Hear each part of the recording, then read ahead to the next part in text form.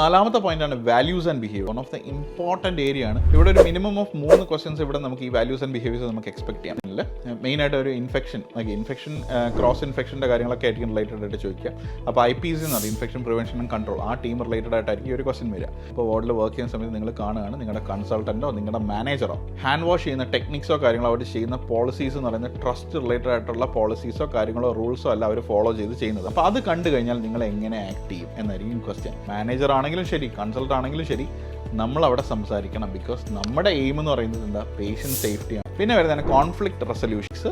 വേറൊരു കൊളീഗിനെ പറ്റിയിട്ട് കുറ്റം പറയുകയാണ്, ഇത് നിയർ ബൈ ഉള്ള പേഷ്യൻറ്റും കേട്ടുകൊണ്ട് നിൽക്കുകയാണ്. അപ്പോൾ നിങ്ങൾ എന്ത് പറയാം, ഓക്കെ ഞാൻ ഒന്ന് പേഷ്യൻ്റ് സേഫ് ആണെന്ന് നോക്കും, ദെൻ പേഷ്യൻ്റ് അവർ ഓക്കെ ആണെന്നുള്ള കാര്യം ചെക്ക് ചെയ്യുക. അത് നിങ്ങളുടെ മാനേജറിനെ എസ്കലേറ്റ് ചെയ്തു എന്നുള്ള കാര്യം. മൂന്നാമത് വരുന്ന കാര്യമാണ് ഇതിനകത്ത് ഈ വാല്യൂസ് ആൻഡ് ബിഹേവിയേഴ്സിൽ നിങ്ങൾ എങ്ങനെ ഡൈവേഴ്സിറ്റി ആൻഡ് ഇൻക്ലൂഷനെ നിങ്ങൾ ഡിസ്ക്രൈബ്. പല കൾച്ചേഴ്സാണ് ഇവിടെ അല്ലേ. പേഷ്യൻ്റെ ഫ്രണ്ടിലോ കൊളീഗ്സിൻ്റെ ഫ്രണ്ടിലോ ഇരുന്നിട്ട് നമ്മൾ മലയാളം സംസാരിച്ചുകൊണ്ട്